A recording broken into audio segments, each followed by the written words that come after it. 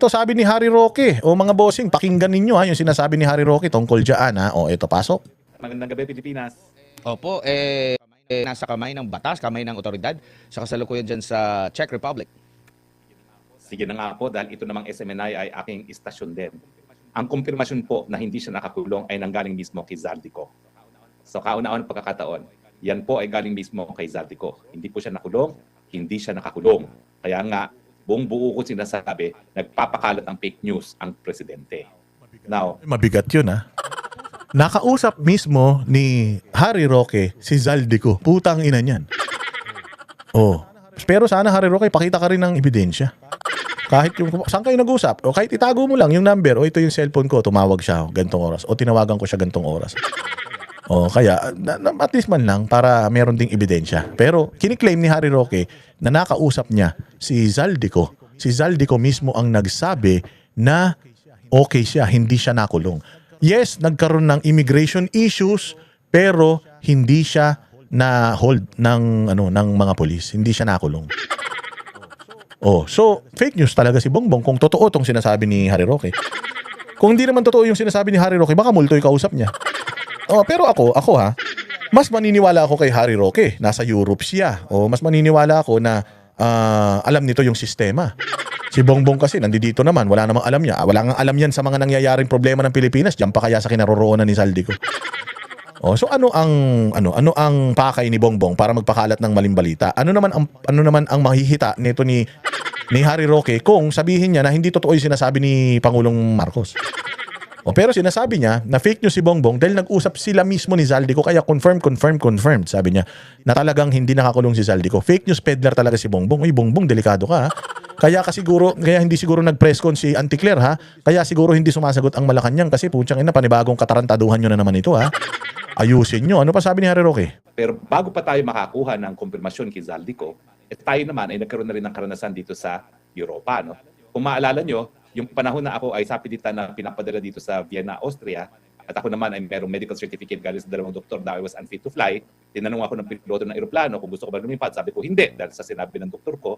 Nung ako po pinababa sa eroplano, pinaantay po ako hanggang dumating ang piskal. Dahil ang sistema dito sa Europa, bago ka ba aresto, kinakailangan iharap ka muna sa piskal at ang piskal ang magdidesisyon kung kakasuhan ka. At kapag ikaw ay kinasuhan, doon ka pa lang aarestuhin. So, hindi ko talaga alam kung ano ang pangyayari kay Zaldico, pero nakakuha ng kumpirmasyon galing sa pulis na hindi inaresto, hindi in custody, hindi dinetain si Zaldico, kung hindi, he was subjected to law enforcement incident. So para po yung nangyari sa akin, na habang nag-aantay ng piskal, ang desisyon kung ako isasampahan ng kaso o hindi, nag-aantay lang kami. Pare-pareho nag-aantay sa pagdating ng piskal.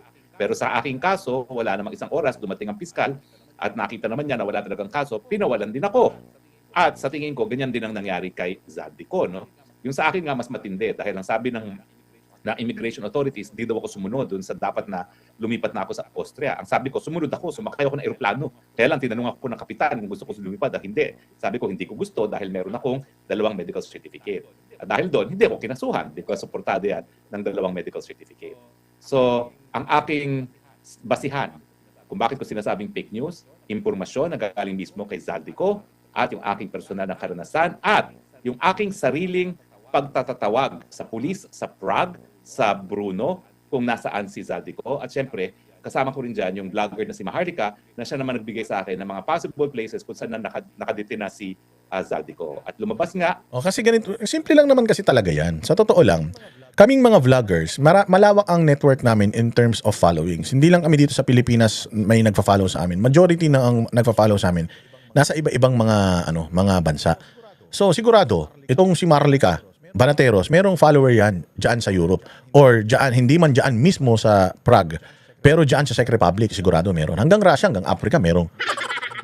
Hanggang Iran, sumasabog na Iran, may mga nagme-message pa sa amin ng mga taga-Iran eh. So, ganun kalawak ang reach ng mga vloggers. And sigurado na kapag ka-issue ito, yung mga Pilipino, dahil nga malaking issue ito, sila mismo yung nagsasaliksik. Oy, nasa Prague ako. Saan kaya pwedeng makulong yan? O, punta ako dito, punta ako immigration eh. No? O, ganun ng mga Pilipino, mga chismoso tayo eh. So, ayan, na-trace nila. O ngayon, no, mismong si Zaldico ang nakausap ni Harry Roque. Sinabi daw mismo ni Zaldico na hindi totoo yun. O, tapos, sabi ni Harry Roque, personal experience ko, ganito kasi ang sistema dito. sa Europe. Hindi basta-basta ang may impose ng Pilipinas yung gusto nilang mangyari because meron sariling law ang mga bansa dito sa Europe at yun yung masusunod, hindi yung batas mo at hindi ikaw. Unless itong tao na ito ay mass murderer, may kaso ng human rights sa ICC, hindi nila ito hindi nila ito babasyuhin. Kung immigration issues lang, o yung corruption naman itong tao na to, dyan sa inyo, hindi naman dito, tapos wala pa naman siyang Interpol Red Notice. So, wala kaming reason para i-hold siya. May punto rito si Harry Roque. Si Bongbong kasi tanga eh. Si Bongbong kasi, wala mang aral yan. Bobo yan eh. O kaya hindi niya maipaliwanag, basta naglabas na lang siya ng balita. Hindi ko alam kung kanino galing yung balita, baka kay Manang Bola yun. O kaya kay Kuya Boji, baka nanonood na naman ng batibot yung tarantado na yan. Kaya siguro kung ano-ano na naman naisip niya, sabi nga, addict daw yan, sabi ni Aimee. So baka mamaya, high lang yan. Kaya naisip niya o narinig niya, nakikipag-usap nga sa multo yan eh. Baka mamaya kung ano-anong mga hallucination na naman yan, kaya ito ngayon. So dito kay Harry Roque, meron siyang personal experience, may alam siya sa batas diyan, nandiyan siya matagal na, at the same time, nakausap niya mismo yung principal, which is yung subject, si Zaldico. Pero ang galing mo ikaw nakakausap mo si Zaldico Pero yung mga congressman dito sa Pilipinas, senador, hindi nakakausap si Zaldico O pa-share naman yung number niya, tatawagan ko lang Harry Roque. Para mamura ko lang, hello? Si Zaldico ba to? Putang ina mo, magnanakaw. Maganong ko man lang sanang hayop na yan. Kanino kayo maniniwala ngayon? Kay Harry Roque na nasa Europe na nagtatago rin o kay Bongbong Marcos na fake news peddler? Kung parehas mo ang fake news peddler tong dalawan to, nasunog naman na din ito si Harry Roque sa lahat ng mga pinagsasasabi niya. Si Bongbong lagi rin naman nasusunog. So kanino kayo maniniwala sa dalawan to? Na merong pagtatanong na nangyari pero wala pong in custody, walang detention, walang arrest. Kung bakit hindi siya na aresto, hindi siya na-detain, hindi siya under custody, well, hindi ko po alam. Saan naman lang inalam mo, nakausap mo na eh. Ikaw naman, hindi mo pa kinumpleto naman yung kwento. Magdududa ako kung nakausap mo ba talaga. Kasi syempre kung nakausap mo yan, tumawag sa iyo, o tumawag ka. Nakakulong ka ba hindi? Ba't ano ba nangyari? Syempre pagkukwentuhan nyo eh. Pwede mo sabihin na tinanong ko sa kanya kung ano yung actual na nangyari, hindi niya binigay sa akin yung detalye. Pero isasabihin mo na hindi ko alam kung ano ang rason, bakit hindi siya kinulong. Paano, pwede ba yun? Hello, Harry Roque. Nga pala, hindi totoo na nakulong ako pakisabi na lang, bye-bye, ganun. Buti sana kung ganun yung usapan nyo. Siyempre, pag nag-usap kayo ng ganun, marami ka na rin itatanong sa kanya. Ikaw bilang abogado, alam mo din yan. Tatanungin mo siya, paano ba nangyari? Pag huli sa'yo, wala kang dokumento, hindi mo dala passport mo, ano ba nangyari rito? Ano sinabi ni Zaldico na hindi ko pwedeng sabihin sa'yo. Secret yun. Di yun saan sinabi mo. Tinanong ko siya tungkol sa kung paano, ano naging nangyari, proseso, anong nangyari sa kanya, ba't hindi siya kinanong. Sabi niya secret daw eh. Pero yung sasabihin mo na, hindi ko alam. Ibig sabihin, hindi mo tinanong. Medyo rin. Sabi ko nga sa inyo dito, doon lang tayo sa tama Kukwestiyonin din natin yung kredibilidad nitong testimonya. Yung kredibilidad nitong sinasabi ni Harry Roque according sa kwento niya. Kasi kay Bongbong, wala na talagang kredibilidad yan eh. Pero bago ako maniwala kay Harry Roque, medyo may mga konting tanong din ako. Hindi naman ako basta-basta maniniwala lang. Kayo nang bahala, mga nanonood, kung sino nagsasabi ng totoo sa tingin niyo, si Harry Roque o si Bongbong.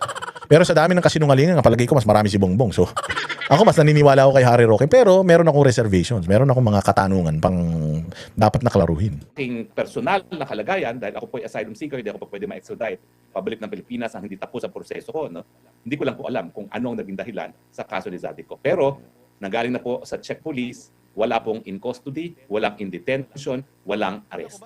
Akala ko ba kay Zaldico galing? Bakit sa Czech police? Sabi mo dito, Czech police. Tapos sabi mo naman kanina kay Zaldico, nakausap mo. Ano ba talaga, Harry? Nanggaling sa Czech police o nanggaling kay Zaldico? Ang gulo-gulo. Ayusin nyo naman para alam namin kung anong paniniwalaan namin. Opo, sa tingin niyo po, paano kaya ito nalaman yung information na yon na nasita siguro yung tamang term itong si dating Congressman Zaldico dito sa gobyerno natin sa Pilipinas, particularly kay President Bongbong Marcos? Well, may mga nakalat na impormasyon naman ng isang mainstream media na di umano ay nagbabakasyon kasama kanyang pamilya. Hindi ko alam kung totoo yan. Pero kung nakakalap ng ganyang impormasyon ng isang mamamahayag, siguro naman ang gobyerno na meron silang bilyong-bilyong intelligence funds ay makakakuha rin ng ganyang impormasyon. Ang nakapagtataka lang at ang tingin ko, it was intentional, kung bakit nagpakalat ng ganyang fake news ang presidente mismo pa. Si Ante Claire naman, alam natin talaga nagkakalat ng fake news. Bakit hindi nalang binayaan kay Ante Claire? Nung una, akala ko atat na atat lang talaga si Bongbong Marcos dahil talagang si Zaldico lang ang nagsasabi na siya talaga ang mastermind. Yung mga po pwedeng magbigay ng koroborasyon, yung 18 Marines nagsalita na, yung Amina hindi nagsasalita, yung maglolong Bersamin, hindi nagsasalita. Ang Tambaluslos, hindi pa nagsasalita. No? So ang buong akala ko, atat lang talaga siya mahawakan itong si Zaldi, siguro para pabaliktarin o di naman kaya para gugurin. Pero ngayon, meron kasi mas malaking balita na hindi pala sinisiwalat sa atin. No?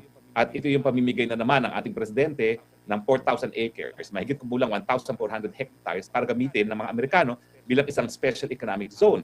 Ang nakapagtataka, bakit 2 taon lamang?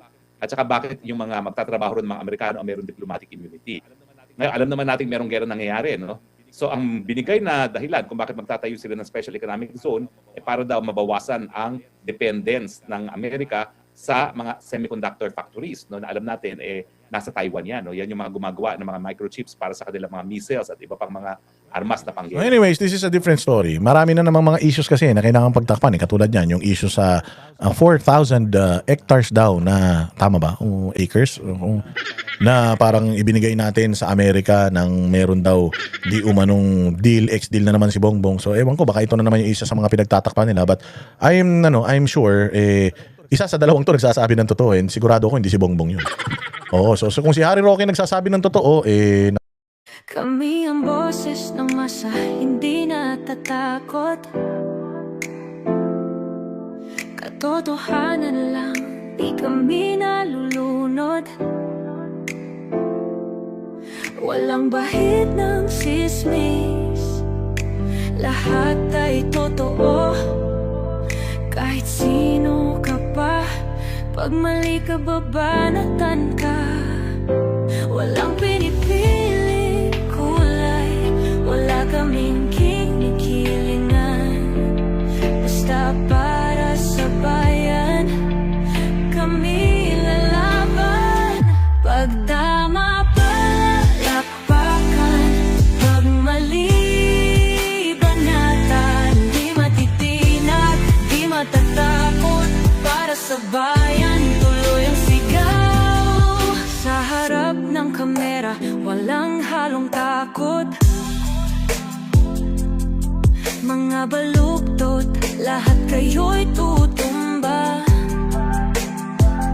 Ang hustisya at totoo, yun lang ang mahalaga. Kahit sinong harang, di kami matitinag. Walang pinipiling kulay, wala kaming kinikilingan. Basta para sa bayan, kami lalaban. Pag tama palakpakan, pag mali banatan. Di matitinag, di matatakot, para sa bayan tuloy ang sigaw. Kung nasa tama ka, ikaw ay aming kasama. Pero pag mali ka, handa ka na bang mabasag? Banateros kami, walang inuunan. Dahil bayan muna, bago ang sarili.